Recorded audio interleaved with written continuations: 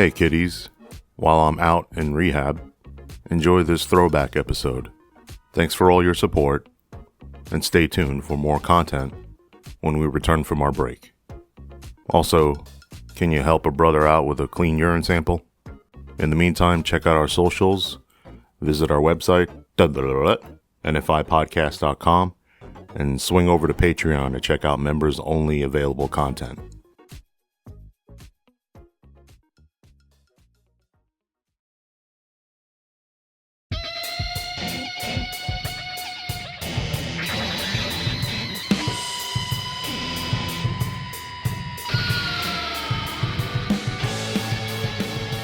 No further information. It's a podcast for cops and electricians. This episode will focus on cops. A little preamble before we get into today's storyteller. So somehow my dumbass managed to figure out how to get the show onto Apple Podcasts and Spotify. Please search for NFI or No Further Information in your podcast app of choice to find us. You'd be doing me a solid by rating, following, and subscribing, leaving a review. The more quote-unquote traffic that the show gets in all these platforms, the more likely the almighty algorithm will introduce the show to newer listeners. I like to think that the almighty algorithm, and that's two capital A's, will one day finally come down from the cloud, get it, the cloud, like it's God, anyway, and grace us with its presence. It'll somehow make the Big Bang Theory finally funny and clear up my patchy skin. You can find links to the show on Apple Podcasts and Spotify by visiting our site, www.nfipodcast.com, in the top banner. From now on, I'm going to pull an Adam Carolla move, and instead of saying www, I'm just going to go blah, blah, blah. So visit our site, nfipodcast.com. Or do we even have to say that anymore? Do we have to say www? All right, anyway. So help me out. And I'll personally come to your house and rearrange the books on your bookshelf. I'm sure it looks like shit anyway. Anyone else's bookshelf like mine? Or it's like books, but also batteries. The box from my wireless keyboard from 5 years ago that I'm pretty sure I can reuse for something else. And then a screw, right, that I have no idea what it goes to, but I'm sure that as soon as I throw it out, my wife's going to come to me and ask, hey, have you seen a purple screw that's shaped like the state of Montana and has the word butts with a Z on it? It's crucial for the structural integrity of the garage. Anyway, I hope you're enjoying the show. I'm working on ideas for shorts. I'll have some more social media platforms up soon, including Facebook, Instagram, TikTok, and Twitter, or X. How long do we have to keep doing that? X, formerly known as Twitter. How long did we do that with Prince before we finally said, nah, fuck that shit, he's Prince? I think even Prince was like, look at these idiots. I made these fucking seals bark. Also, how do you type that symbol? Do you have to use like a Windows keyboard, or you just always have to copy and paste it from Google? As soon as I get these other platforms up, I'll share them with you. Please feel free to share any ideas you have about shorts or any other content. The exciting news is that I have an idea for merch that isn't a worthless t-shirt that I think you guys will really dig, so keep an eye out for that.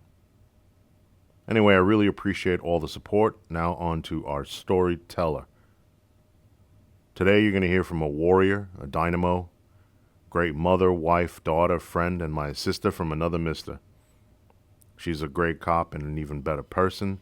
She's tiny, but she'll spider monkey your ass. This is Officer Bob, campus police officer.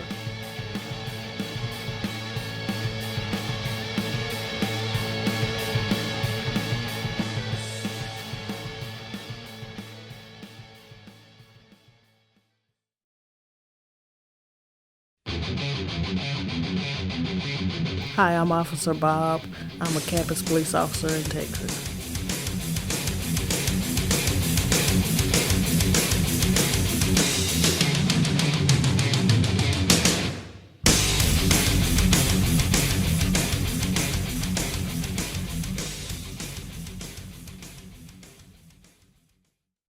There are a lot of people that like to baby women, and I don't like that. Like, I want to be one of the guys too.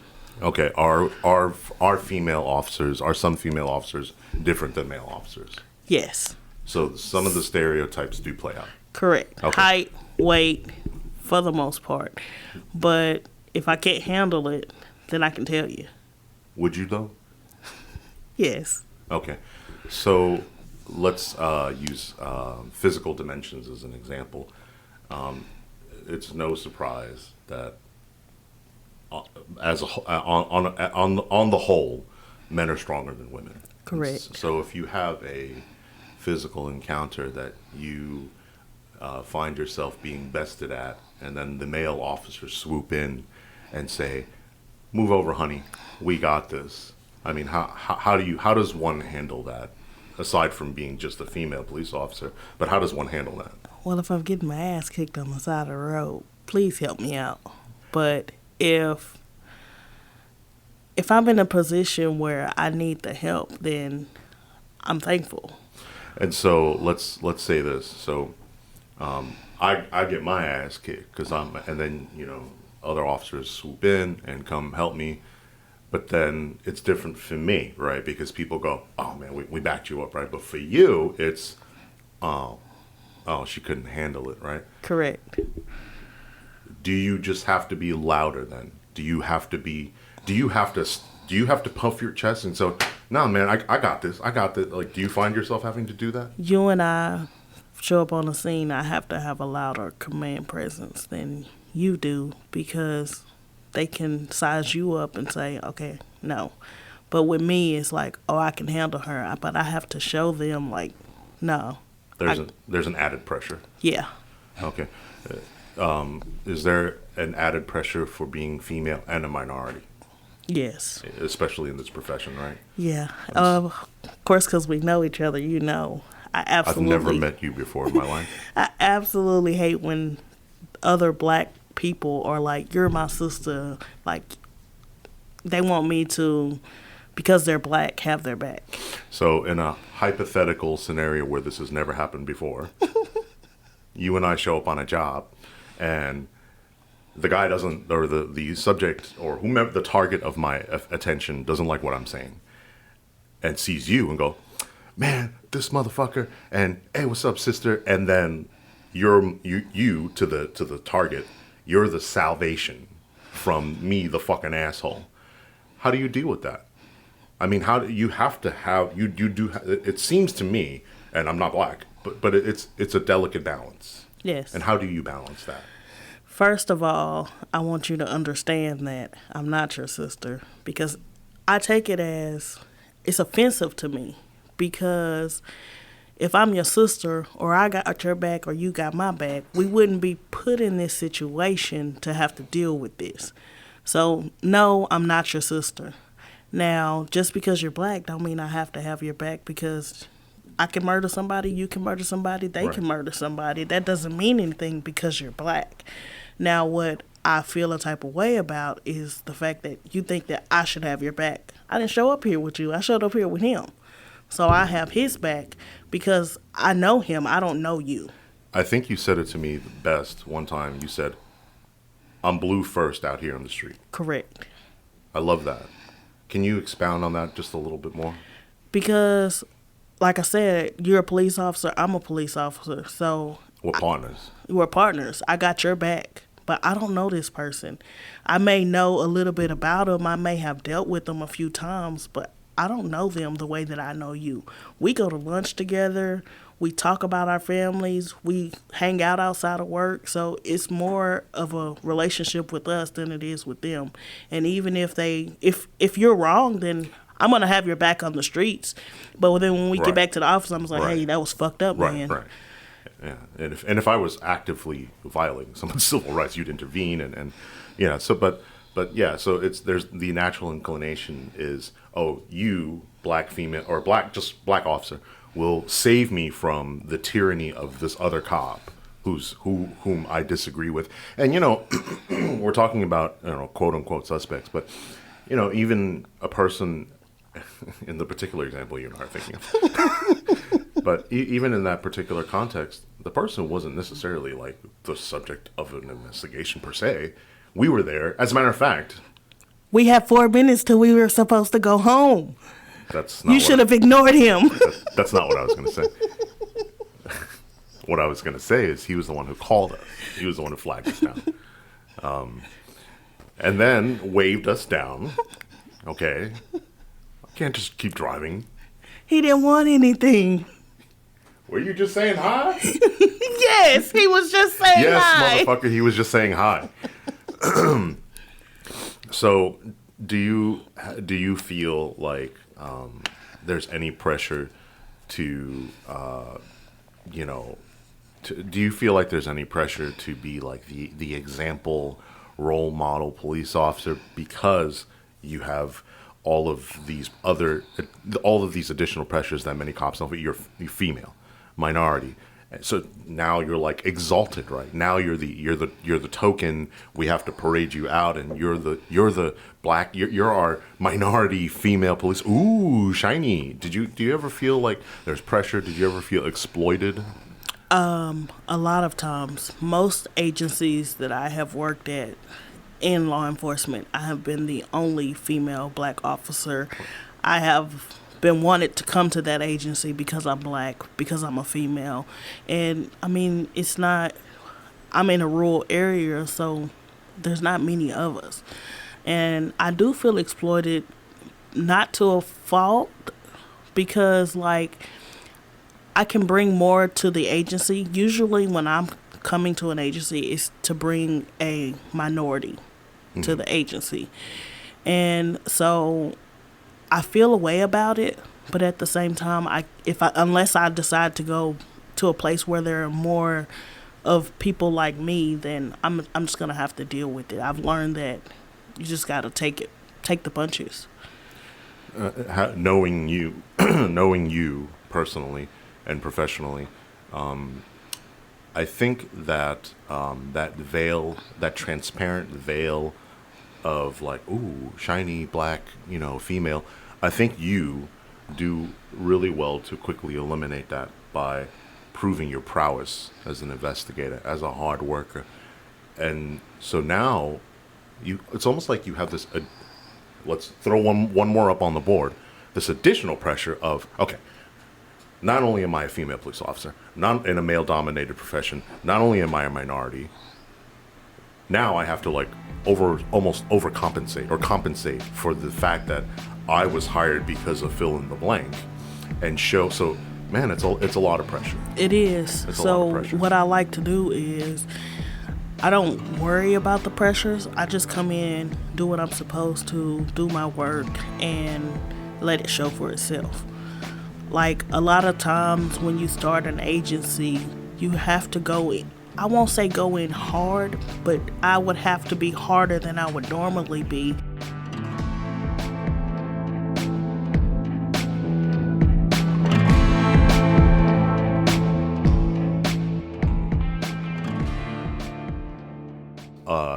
If you just told me about your upbringing, apropos of nothing, and then you told me, oh, I became a cop, that would be strange to me.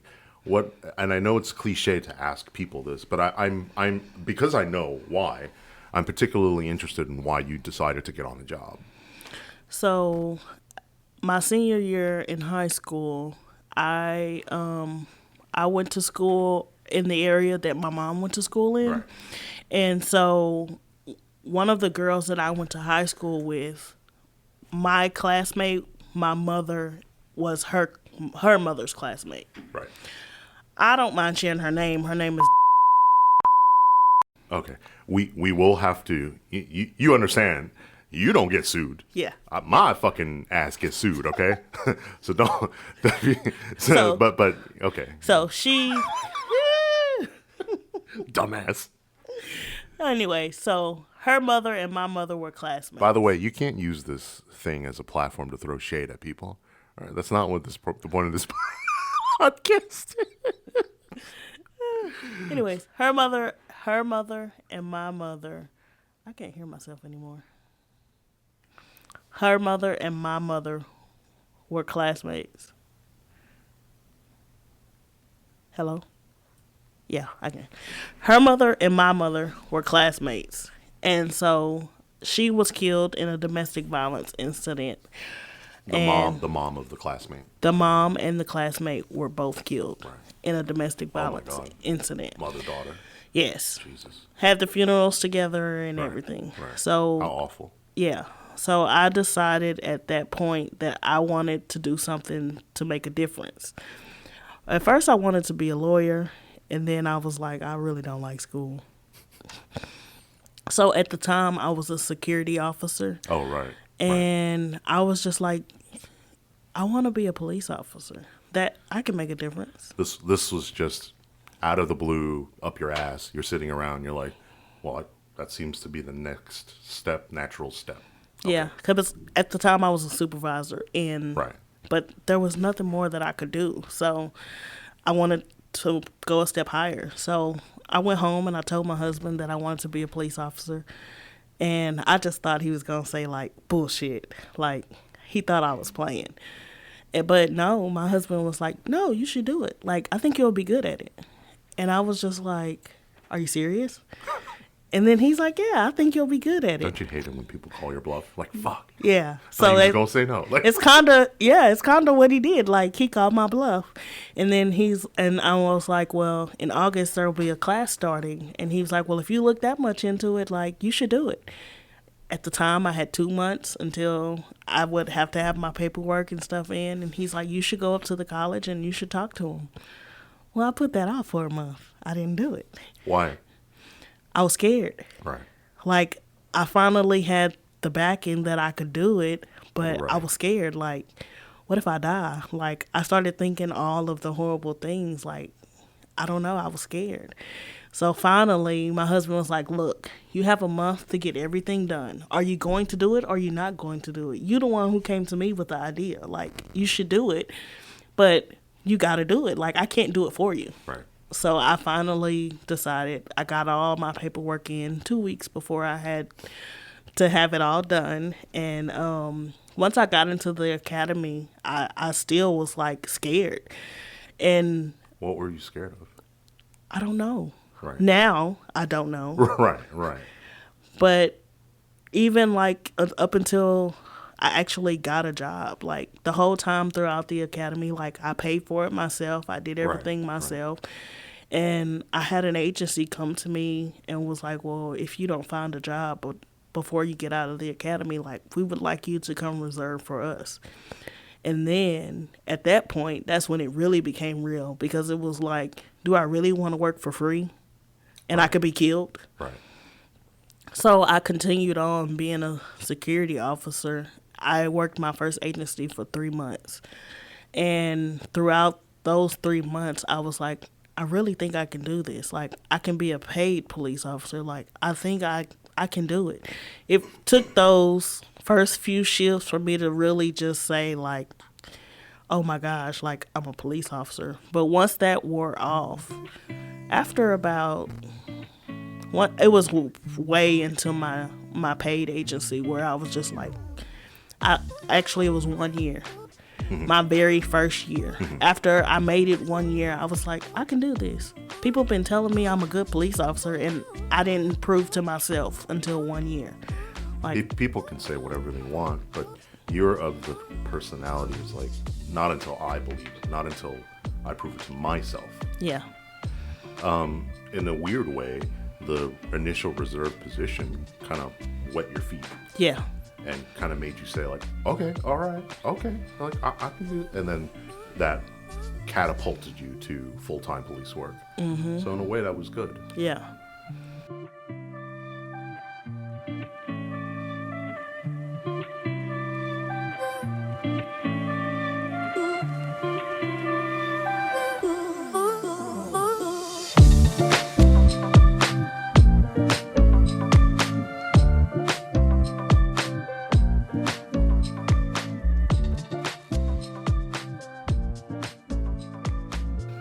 Did you ever feel, so the reason you signed up, this awful thing happens while you were a kid to someone you know who's close to you and your family. You sign up to sort of right that wrong, maybe, or I want to make a difference. Then from that point till the time you're actually on the job, there's so much happening. Did you ever get your moment where you said to yourself, like, this is why I signed up for the fucking job? Yes, it actually happened again. Can you tell us? So in 2020, I actually was I was at that paid position and I got hurt on the job. A pregnant lady kicked my knee backwards. I was trying to arrest her on a warrant. They wouldn't allow. If she wouldn't have fought me, she wouldn't have went to jail. But she fought me because you weren't going to arrest her for the warrant? No, so I was going to arrest her for the warrant, but because of COVID, they weren't taking everything. They weren't taking people to jail, and we actually had to drive to another county to take people to jail, and they didn't want me to take her to another jail where she was pregnant, and there was COVID in the jail. Was this TCIC? Yes. So it was a state warrant, not an unpaid ticket? Yeah, it was a Class A. Okay. So because it wasn't a felony, they wouldn't take her. Oh, okay. All right. And so had she not fought me, then she wouldn't have not gone to jail. But because she fought me, that's when they're like, okay, we're going to take her, but we're not going to take her on the warrant. So when I got hurt, I was off of work for 3 months. And because I was off of work during that 3 months, I felt like shit. Because during the 3 months that I was working, another one of my classmates and his mom was killed. Exactly the same domestic violence incident. The first time was with a knife. This time was with a gun. And did you say his? Yes, this one was a guy. Wow. So the perpetrator was it a female? No. So a guy and his mom got killed by his stepdad. Oh my God. Yeah. And the first one was a female and her mom by her stepdad. So I mean, this is. That's crazy deja vu for you. Yeah. It's gotta be. Yeah.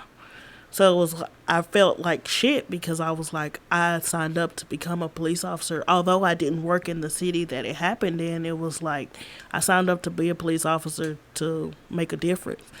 If I can't make a difference within people that I know, how can I make a difference in the world? You're injured at this point, so you're on leave. Yeah. So that really took a toll on my mental health. How did you deal with that? I started going to counseling. This is when I started taking anxiety medication. Before it was like anxiety was bad, but now I understand like it's not always bad. And by me taking this medication, it didn't make me a bad person. It didn't make it bad. Right. So once I got over the initial shock that I had to take anxiety medication, then I became a better person all around. So the $64,000 question is, how was that received by your department? Initially, it was a fad. So that's what winged me out of that department. They sent me for a psychological, once I got back to work or whatever, they sent me for a psychological eval because I called my chief out on his shit. He told me that he called the city administrator a bitch in front of me, and he told me that my perception of reality was not reality. Because when I called him, he told me he said, you're bringing the morale down in the department. And I said, how am I bringing... You alone? Yeah. Yeah. You one person. I said, how am I bringing the morale down in the department when you just called the city administrator a bitch in front of me? Right. And, I said no such thing. I didn't do that. So that's when he told me, your perception of reality is not reality. And I was like, oh, really? After I just worked a 12-hour shift on the night shift by myself? Right. And so because I called him out on his bullshit, he's like, okay, we got to send you for a psychological. So they used your mental health assistance, as an excuse to oust you because of this disagreement over his what is essentially unprofessional behavior. Mm-hmm. It seems to me that even 3 years, coming up on 4 years now, you remember word for word what he said to you. Why did that stick with you so much? It stuck with me because I felt a way about it. Like, how can you tell somebody that their perception is not reality?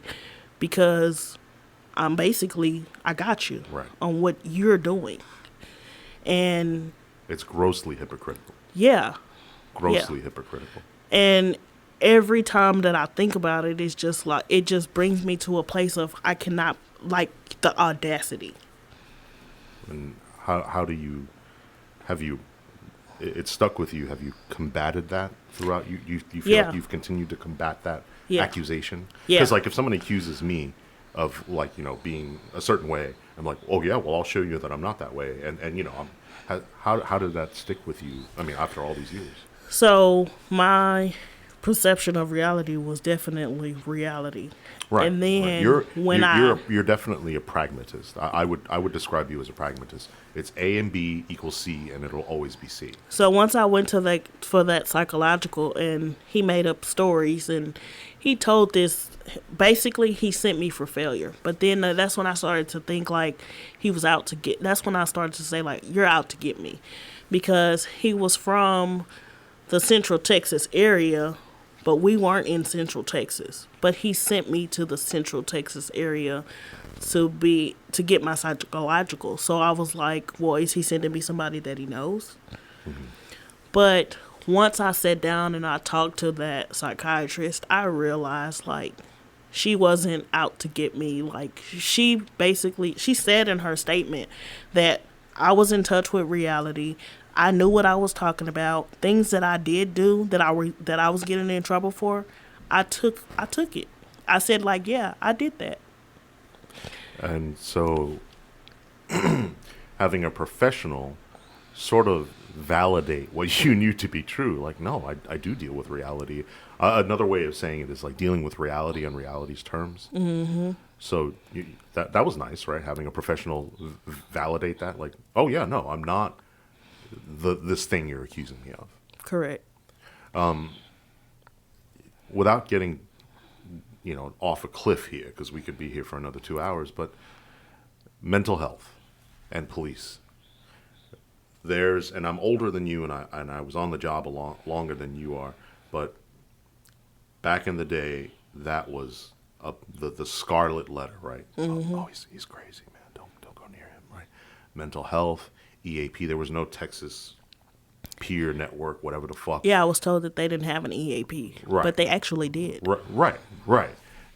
Okay, so we know the stigma that mental health carries with it, and we have to. There's this delicate balance, and I didn't know, or I don't know how to navigate it myself, because I did one of two things. I kept it to myself, and then when it did manifested itself in other ways, against my family or possibly on the street. I mean, I didn't beat the shit out of anybody, but so we are in this position because you were a supervisor. Mm-hmm.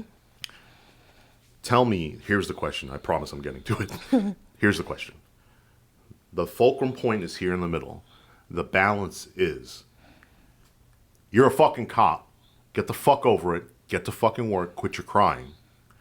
On the other side of the seesaw is, this guy or gal has a problem. He or she needs help. We, as their brother or sister, need to help lift them up in any ways possible without the stigma. How do you balance that? How do you balance that as a cop? How do you balance that as someone who's been through it? How do you balance that as an administrator? So I personally, I knew what I went through. So when it came to other people going through the same situations, for me, it was like, I knew that it was a delicate situation. And because I remembered exactly what he said to me, when he said it to me, you have to be very careful in your wording. So I had a female that worked for me, and I thought she was crazy. But I can confirm that she was crazy. But I wanted to, at the time you were my supervisor, but I was her supervisor. Right. So I was trying to come to you. Pretty much I could say whatever to you. Right. I could bring it to you any kind of way, like, hey, she batshit crazy. We need to do something about her. Right. But that wasn't the way that I wanted to present it to you. So I came to you and I said, we're teeter-tottering that line of we need to do something or we need to fire her. And so we both had this thing where we would have to sleep on it. Right. So you're like, well, let me sleep on that. So then you later came back and you were like, I think you're right. Like, we later found out that I was correct and was doing. One could argue that the situation resolved itself in a very interesting way. Yeah. And maybe we'll tell that story one day. But Sure. It was definitely, it was the point. But what made me realize that it was at that point because, like, she was just doing whatever. Like, hey, when you make a traffic stop, make sure that your lights are on. Make sure that your body camera is on. And it was just like, I don't give a fuck. My light's not on. My body camera not on. Like, she really was, like, she did not care. But when she came to us, that wasn't the person that she was. So I very quickly realized that she was going through something. And so, I with this particular person, there was a part of me that felt like, will you just please go just do your fucking job for the love of goddamn Christ. But I had you to buoy me. And I'll say that I always felt that mental health was important. And any employee who ever wanted to seek EAP or help, I never shied away from. I don't think so. You feel free to correct me. But there is a part of me I'm projecting my own. I think I always said to you, is like, nobody gives a fuck about me. Nobody gives a fuck about you. Nobody cares that I'm in this position, So I think I projected a lot of that. So, well, then why should anybody give a fuck about you? So I think that's where, when like people say, or when white people, when they say like, you gotta love yourself first. I never understood that, but I think I started to get it. Yes. Do you agree with that? Yes. Do you agree that, like, I don't know, like, you do have to take care of yourself before you take care of others? Yes. If I'm not well, it's like parenting. If you're not well, how can you expect your children to be well? When you feel bad, just like when we were kids, hey, we remember, like, seeing our mom cry. When we went to school that next day, we didn't have the best day because we're like, well, what's wrong with mom? So it's the same thing in police work. It's just, if you're not well, then your day's not going to go well. So you're probably going to be projecting onto your suspects. And they don't even have to be suspects, just people that you work with. People that you're around. Right.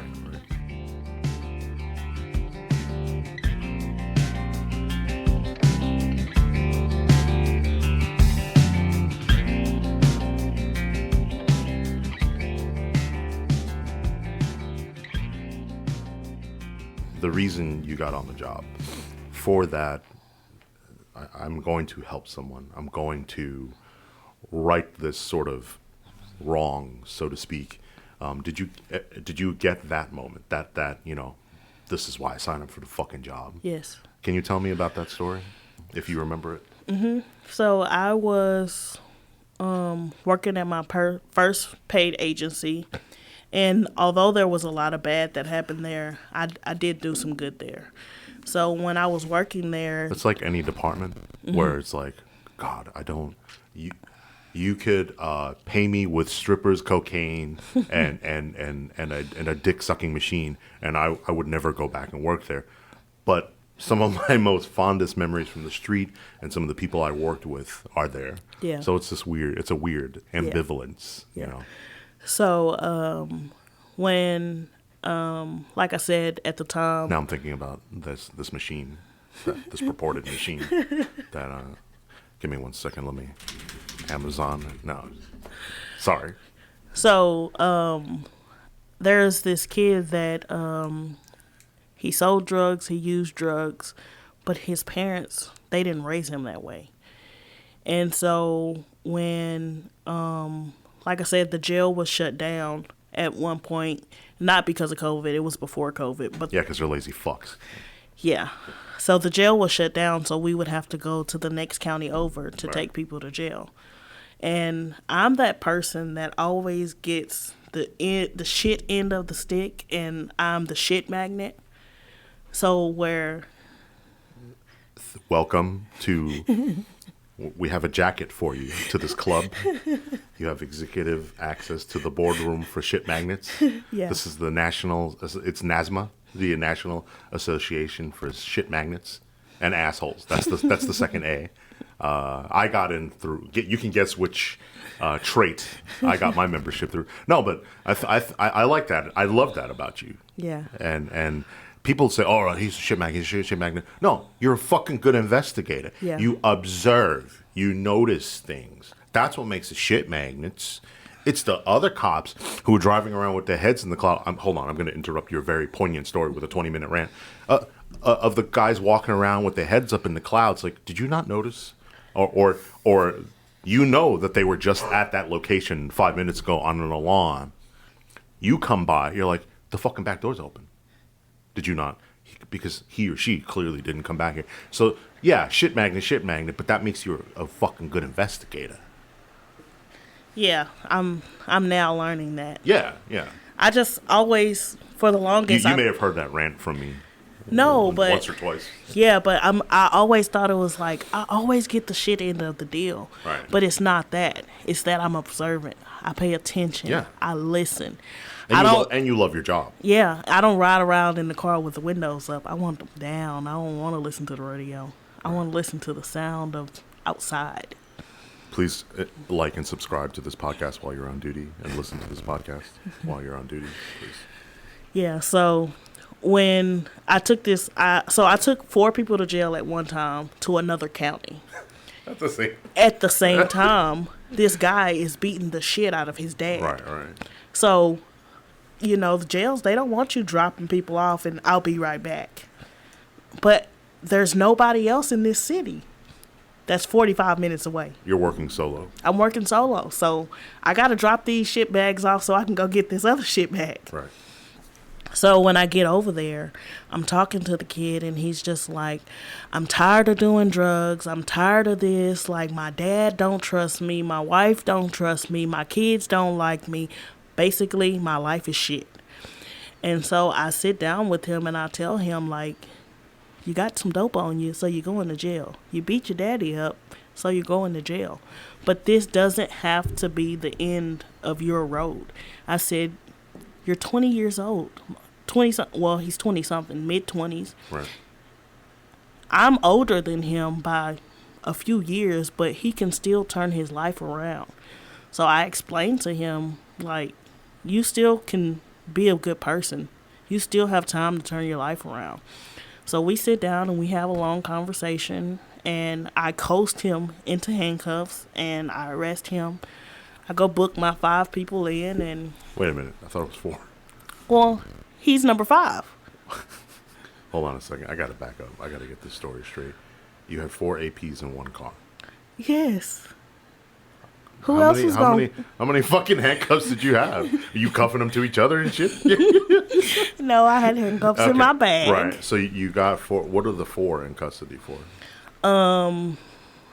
I think they were fighting as well. This is around Thanksgiving, so everybody fight around Thanksgiving. Oh my God! I think the statistics on domestic violence is it like Thanksgiving and Mother's Day, right, or something like that? Like when everybody gets together. So they want to go pick this child up, right, who's at his father's house. Sister says, yes, you can go pick my child up, but she's not going with them. So mom, grandma, and 2 aunts. You arrested the grandma. She's a young grandma. She was in her 40s. Oh my God. She was in her 40s. But when you say that immediately kind of tells you dysfunction, maybe? Yeah. So the 2 aunts are like 18, 19. Grandma's in her 40s. Jesus. And so I'm like, okay. Kids having kids, right? Yeah. 15 years old having kids. And Dad calls 911 because they bust in his front door and they forcibly take the child and leave. Oh my God. So they They kidnap the kid, basically. Right. Yeah. No, absolutely. And they assault the dad and stepdad. Right. He has this big old black eye, and so they were arrested like they needed to be, but I do want to cut to the scene where all these women done gone to jail, and now the stepdad and the dad are just like watching football, like, you know, Packers. these women whooped our ass. Yeah. Hey, I think Packers Cowboys. I think we're in the second half. You want to?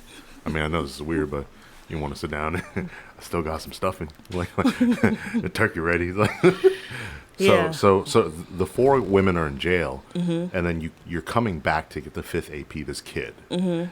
Did you had left him at the scene? Yeah. Without any inkling that he was going to jail. Like, he didn't know he was going to jail. No, so I've already arrested the 4 people. I'm on scene with him, and we're talking for an hour or so, and I coast him in the handcuffs, let him know he's going to jail. So now we're back at the jail with 5 people. Okay. So I arrest all 5 of these people. And they're all just stuffed in your squad car. No, so the 4 people I left at the jail. So I made it to the jail with them. I got you. And then while I'm at the jail, then they tell me I have another disturbance in my city. I see. So they allowed me to leave these 4 people, although they didn't want to. They didn't have a choice, though. Right. And so when I get to the guy's house and I arrest him and we have our conversation, and he turns his life around. How'd you find that out? He friended me on Facebook. And I was very reluctant. That's crazy, yeah. About accepting it. But he turns his life around. He starts speaking at schools about drugs. He becomes this. He works for a college now, but it's like a trade school. Right. So he turns his life around. He gets what is it called when you get it expunged. Right. He got the charges expunged. Right. He got released from probation early because he turned his life around. And now he's good, happy, healthy weight. Like, he's eating. He's providing for his family. He has the best relationship with his family. So I decide to go listen to his story that he's telling at the high school. He keeps inviting me, but I never show up. I never go. So finally one day I'm like, okay, I'm going to go. So I go, and he keeps talking about this cop that has changed his life. And I'm like, wait, he's talking about me. He keeps asking me to come to this because he keeps talking about me. I'm this officer that turned his life around and made him decide that my life isn't over. And he tells these kids, like, he was dealing meth, he was dealing heroin, but at first he was just using meth. And then he becomes a dealer. And then when he starts using the heroin is when he starts beating on his wife and beating on his family. And so once I realized that, oh my gosh, like, this story is about me and about him, then that's when I realized, like, now I'm that officer that has made a difference. How did that make you feel? It made me feel good because I wanted to become a police officer to make a difference, but I have finally made a difference, and I can see that I've made a difference somewhere. It made all the bullshit worth it. The academy, the hesitation.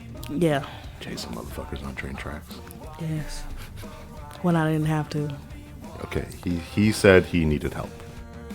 'Cause on Christmas I feel joy, and I turn back to a boy. The answer is to stay young forever. This is not a Christmas, this is not a Christmas song, this is not a Christmas, this is not a Christmas song, this is not a Christmas, this is not a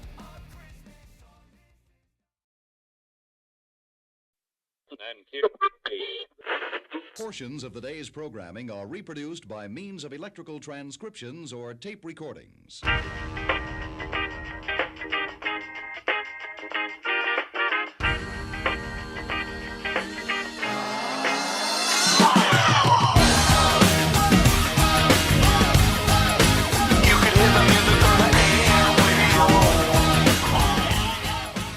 Thanks so much for listening and spreading the word about the show. Comment to let us know what you'd like to hear and see, and visit our website at nfipodcast.com for news and merch. Support us by becoming a Patreon member, buy us a coffee, or pay our student debt. Keep in touch via all platforms to hear new episodes on a sort of weekly basis. It just depends on how many people I have to yell at that particular week. I'll see you out there. In the meantime, stay safe and remember, do your job. Flashback back to 72, another summer in the neighborhood, hanging out with nothing to do. Sometimes we go driving around in my sister's